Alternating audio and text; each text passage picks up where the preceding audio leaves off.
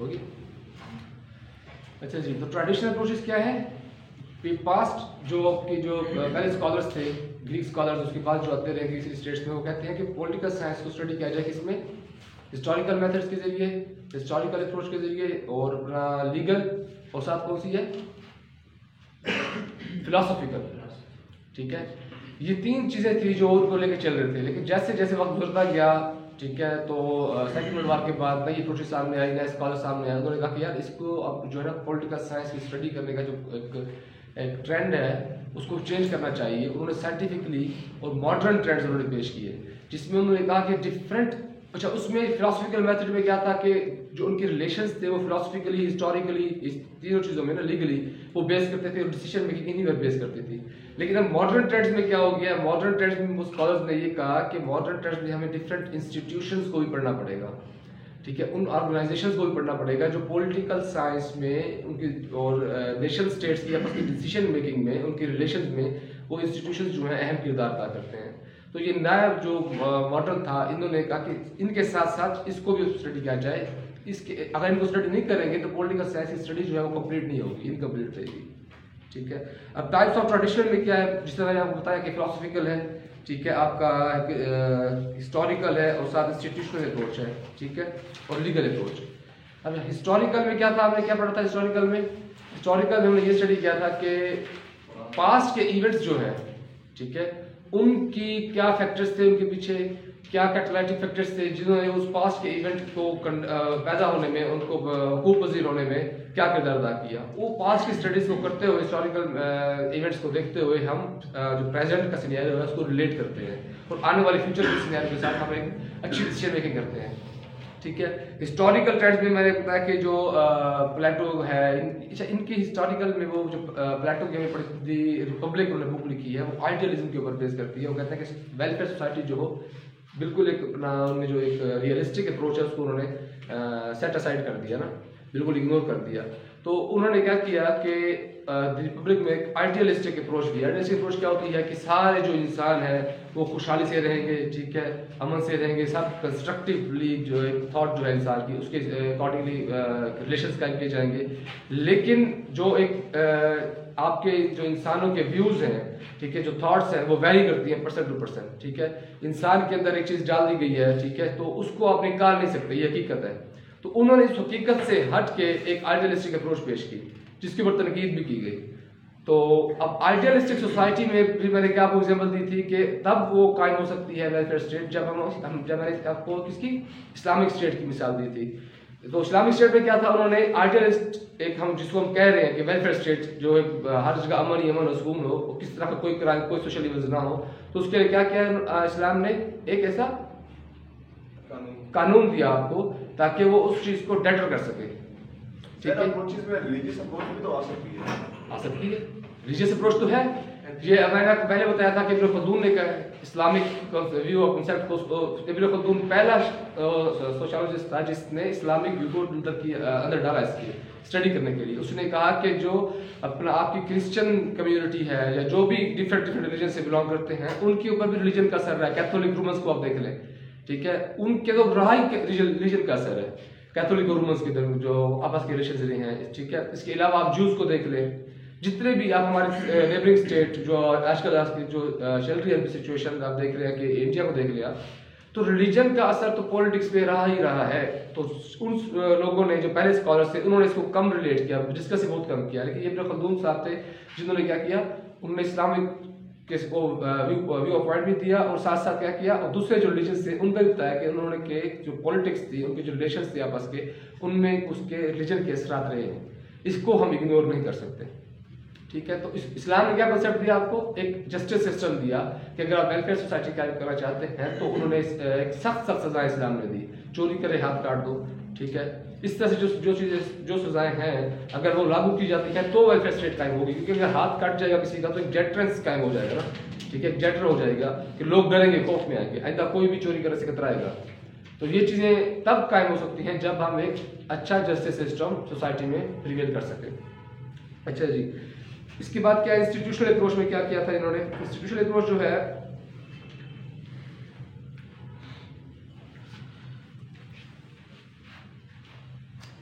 Institutions जो आपके हैं, जो ऑर्गन्स है, मैंने कहा था आपको, जो कितने ऑर्गन हैं स्टेट के,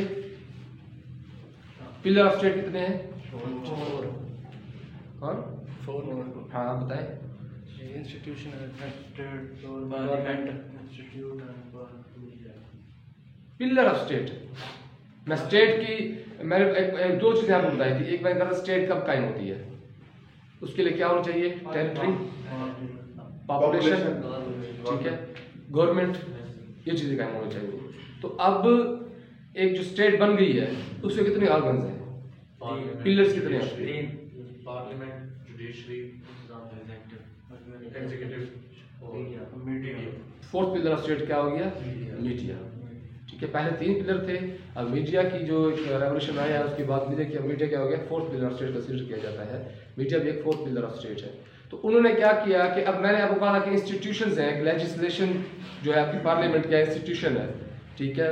तो इंस्टीट्यूशनल अप्रोच ने क्या किया कि सिर्फ इंस्टीट्यूशंस के ऊपर स्टडी की जाए, जो इंस्टीट्यूशंस डिफरेंट हैं, जो स्टेट मैटर्स को रन करते हैं, उनके ऊपर स्टडी कंडक्ट की। इसमें जो सबसे बड़ा ड्रॉबैक था वो नैरो फोकस था, स्ट्रक्चर के ऊपर, इंस्टीट्यूशन के स्ट्रक्चर के ऊपर फोकस किया गया सिर्फ, ठीक है। उसके पीछे क्या उसके फैक्टर्स हैं, क्या उसके पीछे जो चीज़ें हैं जो उस चीज़ को इंस्टीट्यूशन के कायम होने में किया किया, उनको उसने निगलेक्ट कर दिया।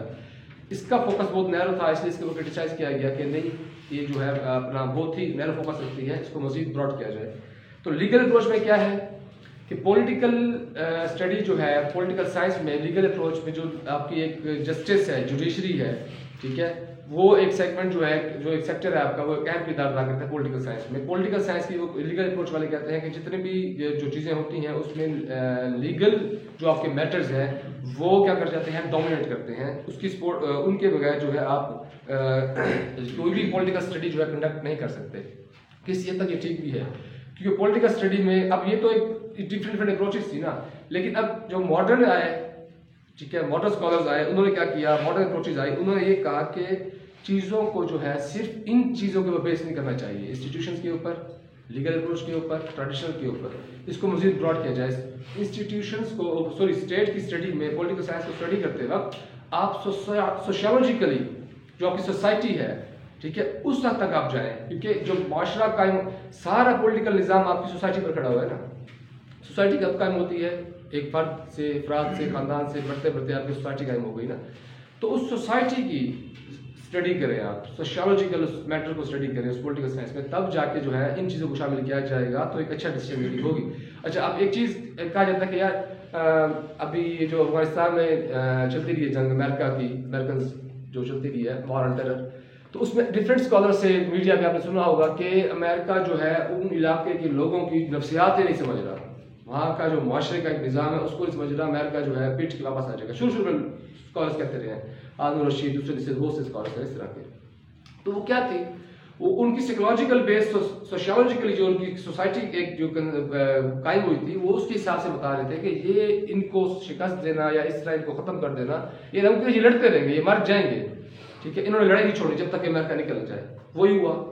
आज कितना अर्सा हो गया उस चीज़ को, 20 साल होने वाले हैं, हो गया, लड़ाई चल रही है, ठीक है। अब जाके कोई नेगोशिएशंस हो रही हैं, मामला जो है सेटल डाउन हो रहे हैं। तो अब ये चीज़ें क्या थी, सोशियोलॉजिकल अप्रोच के ज़रिए उसकी जो अफगानिस्तान की जो सोसाइटी है, वहाँ के लोगों की जो सोसाइटी है, जो माशरा है, उसको देखते हुए स्कॉलर्स ने, थिंकर्स ने एक अपना कंक्लूजन दिया कि भाई ये इस तरह से नहीं होगा, इनके साथ मामला तय करने हैं तो नेगोशिएशंस करनी पड़ेगी, बात करनी पड़ेगी, लड़ाई से ये लोग नहीं हारेंगे, लड़ाई ये भी लड़ते रहेंगे जितनी ताकत आप इस्तेमाल कर लें। अच्छा, अब इसमें जो सोशियोलॉजिकल अप्रोच दूसरा क्या है, दूसरी चीज़ ये है कि कोई भी, मैंने आपको बताया था, जब का जो लॉ बनता है उसकी जो किसके लिए बनता है, वो सोसाइटी के लिए बनता है ना। अब सोसाइटी में जब लॉ भी बना है, अब वुमेन जो है हैरेसमेंट का लॉ बना, तो सोसाइटी में एक चीज़ थी, वुमेन को हैरेस किया जाता था, तो उसको देखते हुए एक लॉ बनाया गया। सोसाइटी की डिमांड थी एक, उसको काउंटर करने के लिए, उस सोशल ईवल को खत्म करने के लिए।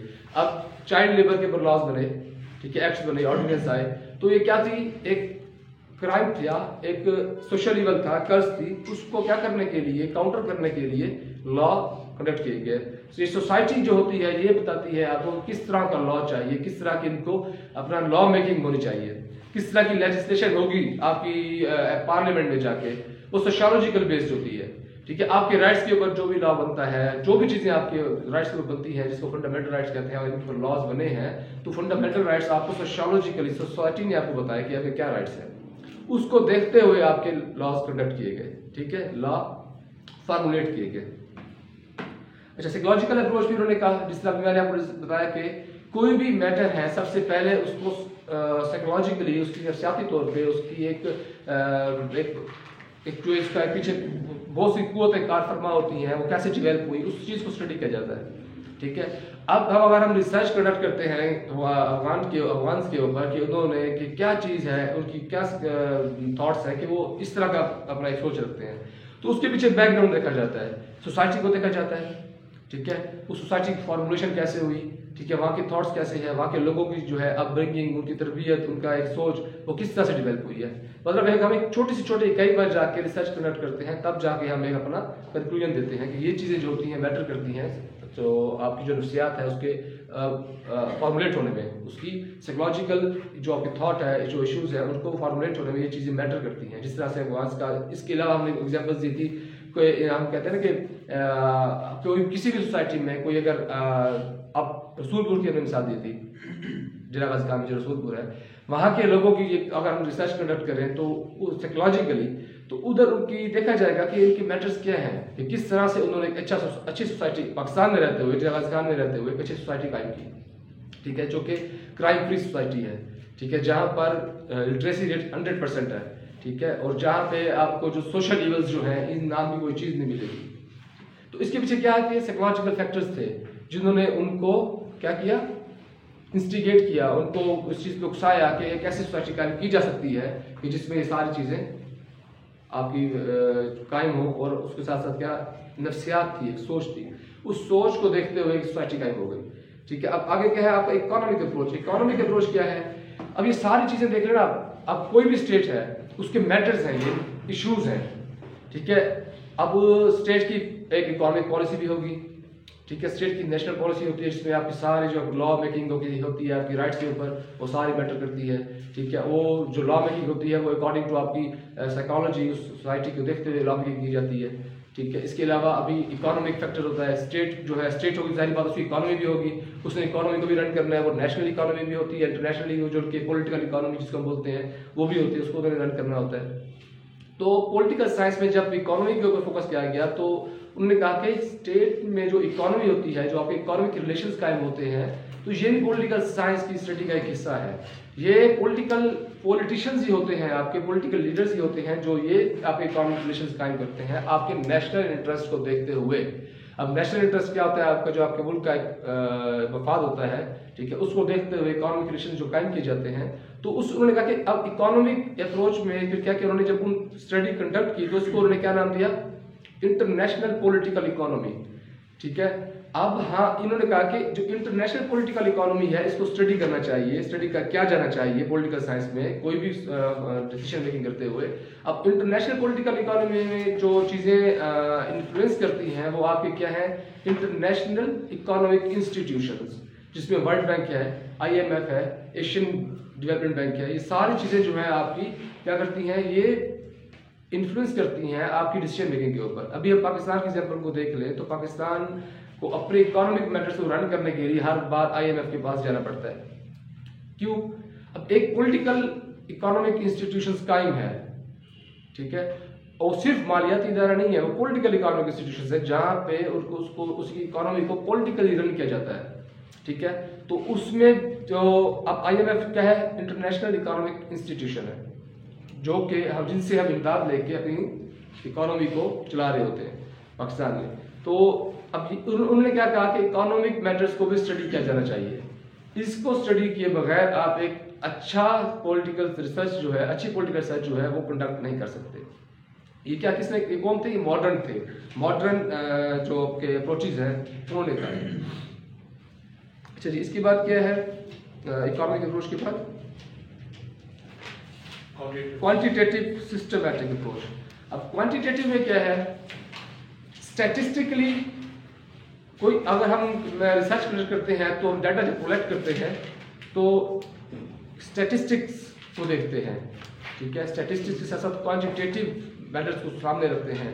कोई भी चीज़ है, अब एक चीज़ सोसाइटी में प्रिवेल करती है तो उसमें हम डिफरेंट जो क्वांटिटेटिव अप्रोच में देखते हैं कि जो हर सोसाइटी का डिफरेंट सेगमेंट है उनकी क्वांटिटेटिवली किस चीज़ को वो अप्रोच कर रहे हैं, ठीक है, किस चीज़ के ऊपर वो क्या कर एनालाइज कर रहे हैं। पॉलिटिकल फेनोमेना जो है उसको जब हम किसी के सामने पेश करते हैं तो अपने रिसर्च पेश करते हैं वो किसी भी पॉलिटिकल फेनोमेना के ऊपर, तो उसमें क्वांटिटेटिव अप्रोच को अपनाया जाता है कि इन लोगों ने क्या कहा, स्टैटिस्टिकली फिर हम बताते हैं कि इतने लोगों ने क्या कहा।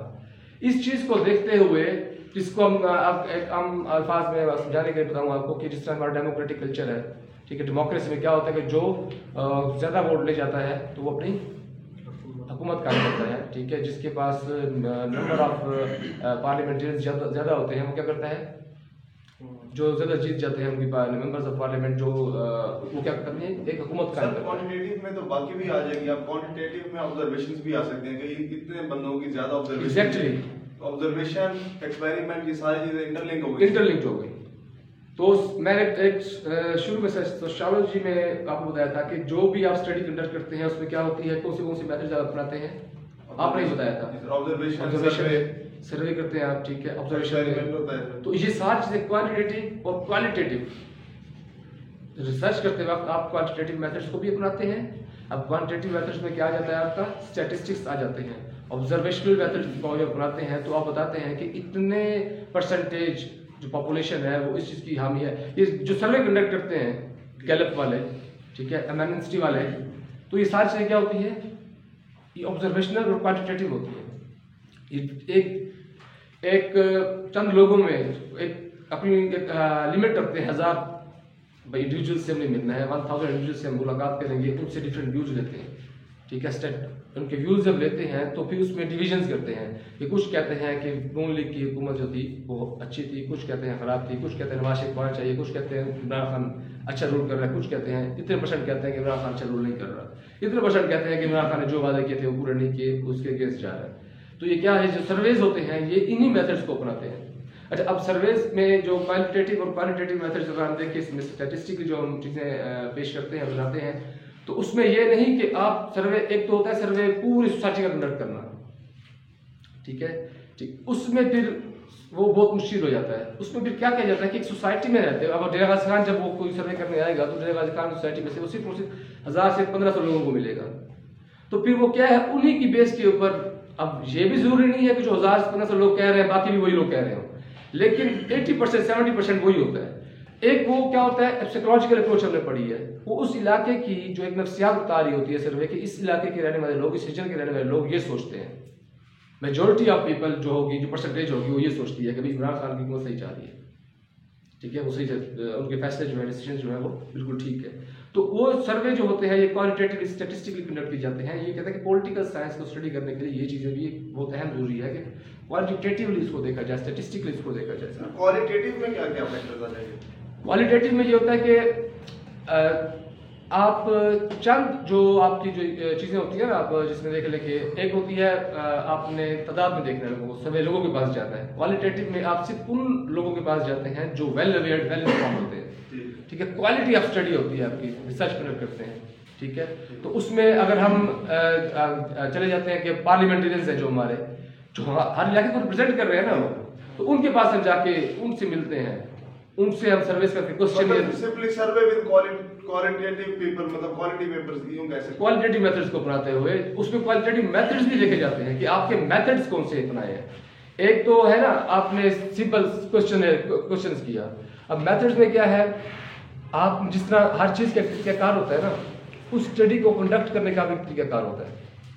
सर्वे तो आप कर रहे हैं, लेकिन उसमें मेथड्स कौन से अपनाए, आपने क्वेश्चनर कैसे बनाया, ठीक है, आपने ऑब्जर्वेशनल मेथड्स कौन से अपनाए, ठीक है, आप किन लोगों से मिले, ठीक है, और जिन लोगों से आप मिले उनकी जो एक आप कह लो कि अपना पीछे उनकी माशरे में रेपुटेशन, उनका स्टेटस क्या था, ये चीज़ें सारी मैटर करती हैं क्वालिटेटिव मेथड्स में।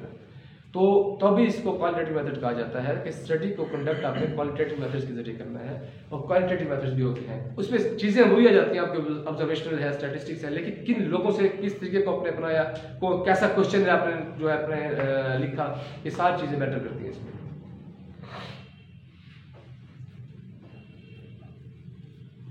अच्छा, अच्छा, सिस्टमैटिक अप्रोच।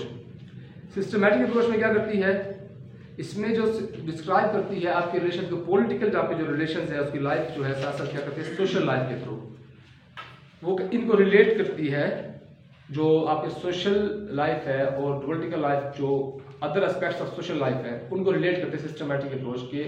इसमें आपकी जो सोशल चीज़ें हैं, आपने जो जिस तरह बायोलॉजी का मैंने एग्जांपल दे दिया आपको, ठीक है, जो अपना एवोल्यूशन थ्योरी थी डार्विन की, तो वो हर चीज़ का क्या होती है, बर्थ होती है, राइज फॉल। ये चीज़ सिस्टमैटिक अप्रोच ने इन चीज़ों को रिलेट किया कि इन चीज़ों को रिलेट करके आप क्या करते हैं, स्टडी करते हैं, आप पॉलिटिकल साइंस को स्टडी कर सकते हैं।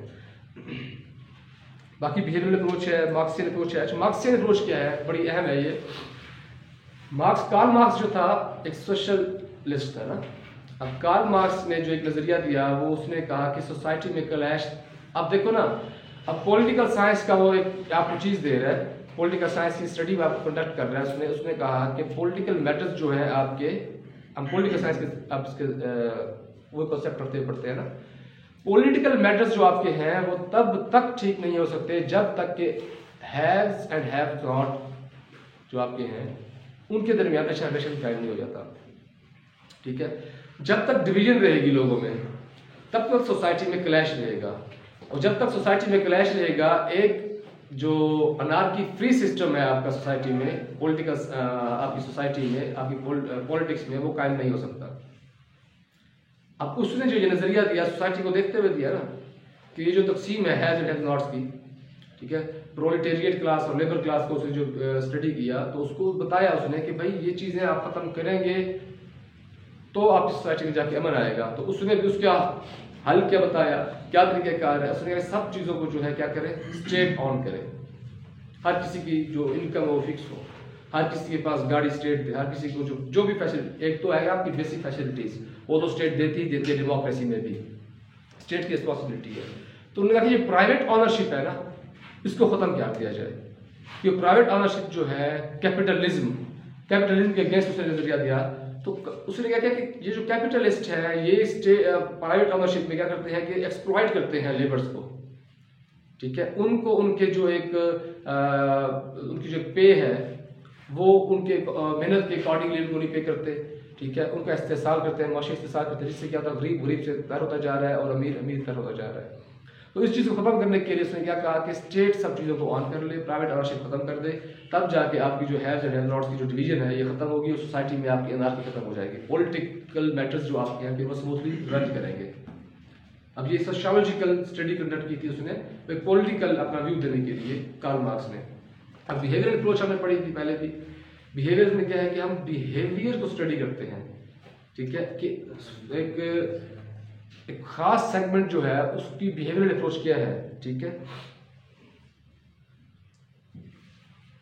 अच्छा, साइंटिफिकली, ऑब्जेक्टिवली और value free study of political consciousness, ठीक है, occurrences of condition by the environment. जिस एनवायरनमेंट में, जिस माहौल में हम स्टडी कंडक्ट करते हैं उसको साइंटिफिकली भी देखते हैं, ऑब्जर्वेशन भी करते हैं, उसकी ऑब्जेक्टिविटी होती है, ठीक है।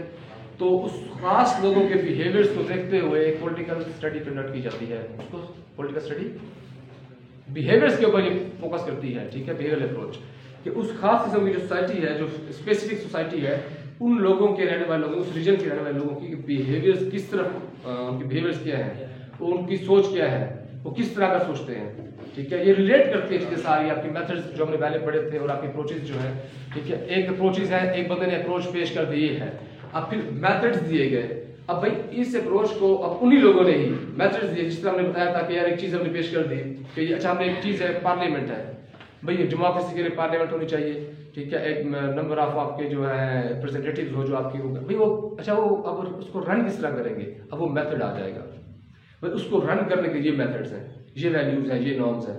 तो मेथड्स क्या आ जाता है, आपके वैल्यूज़ नॉर्म्स आ जाती हैं। अप्रोचेस क्या होती हैं, आपको एक ब्रॉड पर्सपेक्टिव दे रही होती है किसी भी चीज़ के बारे में कि उस चीज़ को स्टडी करने के लिए चीज़ों को क्या किया जाए, कंसीडर किया जाना चाहिए।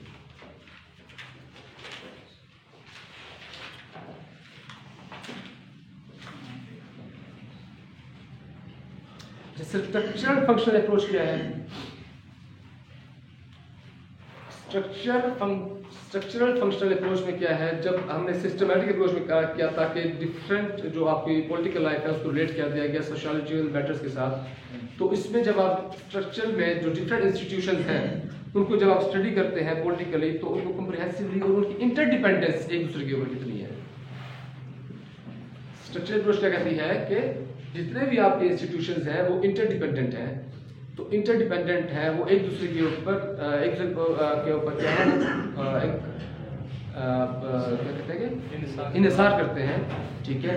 तो उनकी आपस में जो जब तक वो इंटरडिपेंडेंस नहीं होंगे तो वो आप एक अच्छी स्टडी कंडक्ट नहीं कर सकते स्ट्रक्चरल में।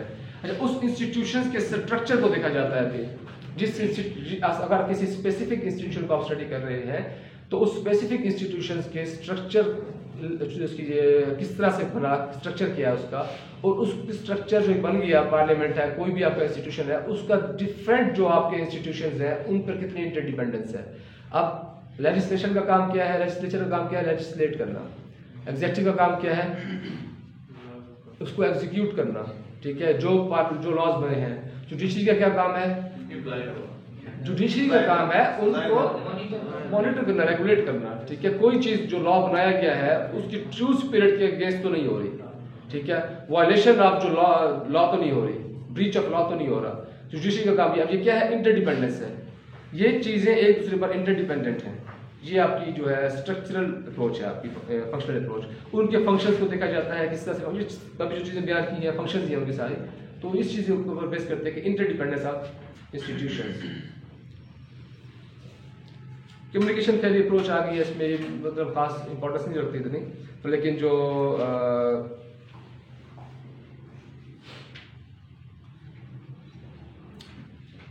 कम्युनिकेशन थ्योरी अप्रोच में क्या है, कम्युनिकेशन थ्योरी जो नज़दीक के अब आपके जो मीडिया सेक्टर आ जाता है, ठीक है, कोई भी लॉ बना है, कोई भी पॉलिटिकल लॉ आपने बनाया है उसको लोगों तक कैसे पहुंचाया जाए, लोगों तक उसकी रसाई, लोग उसके बारे में जानते भी हैं, अवेयर है कि नहीं है, ठीक है। तो इसके साथ साथ जो आपका मीडिया है उसका सोसाइटी के ऊपर क्या किरदार है, किस किस्म का वो सोसाइटी के ऊपर क्या करती है, आपके पॉजिटिवली कर रही है, कंस्ट्रक्टिव रोल प्ले कर रहा है, किस तरह कर रही है। कम्युनिकेशन थ्योरी में सारा ये चीज़ें आ जाती हैं कि जो इसके जो अपना सबसे बड़े हैं वो Deutsche believe that political system is system of communication channels and it is self regulative. बाकी सेल्फ रेगुलेटिव होते हैं। हर जो एक इदारा है कम्युनिकेशन जो इदारा है मीडिया का वो सेल्फ रेगुलेटिव है उनको, लेकिन अब जो रेगुलेटरी अथॉरिटी काम कर दी जाती है उनको रेगुलेट करने के लिए, तो उनकी जो कम्युनिकेशन है लोगों के साथ, लॉ मेकिंग पार्लियामेंट का काम, ठीक है, एग्जीक्यूटिव का काम एग्जीक्यूट करना, जुडिशरी का काम मॉनिटर करना, रेगुलेट करना, मीडिया का काम लोगों तक उनको अवेयरनेस पहुंचाना, वेल इन्फॉर्म रखना, ठीक है। अब वो ये कम्युनिकेशन थ्योरी भी इसके ऊपर बेस करती है। कंक्लूड कौन करेगा इसको, कंक्लूड कौन करेगा,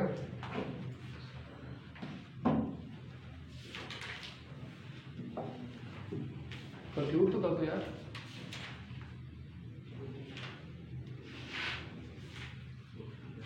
There are different approaches to study political science, ठीक है। Like we can divide it into two approaches, traditional and modern. In traditional, based on historical, philosophical,